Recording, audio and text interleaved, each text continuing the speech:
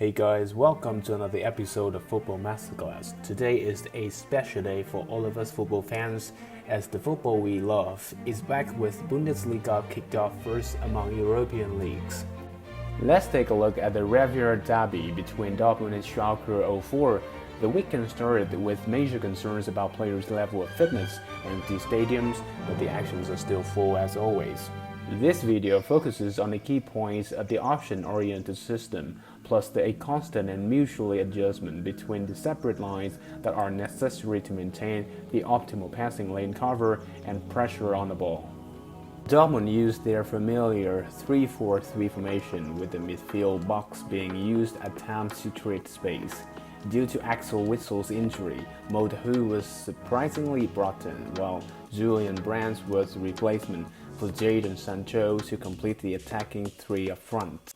Looking at Dormund's average position during the game, it is clear to see how the midfield box performed with the dropping of both left and right forwards, Hazard and Brandt, while Haaland dropping deep to the middle on top of the box. It is interesting to see that Wagner abandoned the 4-diamond-2 formation that he used throughout the season to a 3-4-2-1 formation to deal with Dormund. The average position shows how high up the field the team occupied and stretched across the width of the pitch. So, what is the plan?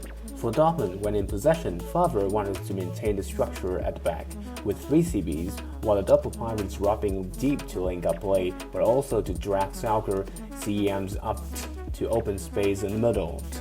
The front three executed a flexible approach with continuing overlapping at the flank and switch position, but most importantly to create a fluid transition from the middle third to the offensive zone. Brandt and Hazard move centrally occupying the half spaces when the passing lane is opened from the CBs or the pivot position.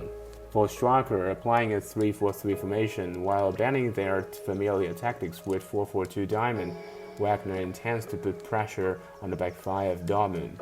In possession, Schalke looks to exploit the flanks by passing central as they fielded 5 players up front to man-mark with the opponent, stretching Dortmund's defense. Let's see how the execution of each team tactics and how the tactical changes are made within the 90 minutes.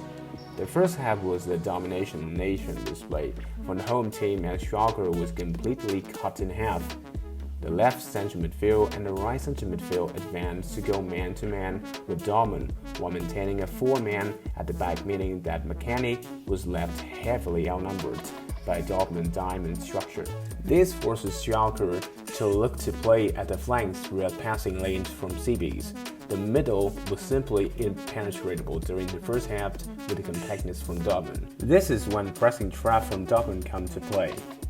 Look at how the diamond structure immediately dissolved after the pass was made from the Schalke CB to the flanks.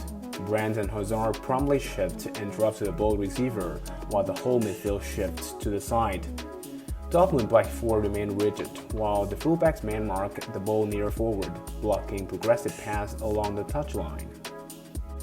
McKennie, the lone man in the central, was always man-marked. The dropping of Brandt and Hazard on either side when Dortmund is out of possession is crucial to the dominant display. Once the trap is formed, a 4-3-3 situation is created and dispossesses the ball carrier. This structure is stable and simple, but highly lethal, with Haaland stationed at the top of the diamond, stand ready to counter-attack with its physicality. No wonder he could single-handedly penetrate Schalke while stretching back four with huge gap left behind. With the side passing lane cut out, inside passing was even more difficult with the compact structure of a double pivot staying close to the back five. In this play, Schalke CB decided to make an inside pass to McKennie. He was immediately disposed in a 2v1 position. Since Schalke played highly out wide, no one was there to open passing lane for McKennie to escape the press. A key principle as the important takeaway from this match is that Favre insisted on the positioning of a back three. They will not press too high but maintain the line. 2 fullbacks are highly versatile, forming a line of 5 when defending but push high up to aid the attack. The double pivots sit really deep. The entire first half, Schalke could not penetrate the area 14, which stifled their effort to score. Moving sideways, meaning Schalke had to look to pass down the line, but this option was blocked. With a tight marking from Dortmund defender, they often resort to switching pass with little threat, as the backline was disciplined, meaning far side fullbacks never left the other flank unmarked. In the attacking phase, the threats come mainly from the flexibility of the front three. Brandt and Hazard continue to drop into each other's half space with the underlapping and overlapping of Hakimi and Guerrero. A triangle was always formed around the ball whenever they are on the attacking third, with Haaland on the top of the corner, ready to receive the pass in area 14. In this play, the scheme was supported by the movement of the central midfielder. The midfielder dropped to attract the Schalke players with the aim to lure them out to create a pocket of space for Hazard. Notice Hakimi push high up to create overload immediately. The switching of Brandt and Hazard is to make opponent defense confused in marking and create space to exploit with Haaland's overwhelming speed and physicality. You could see clearly that Dortmund was playing to their players' strengths.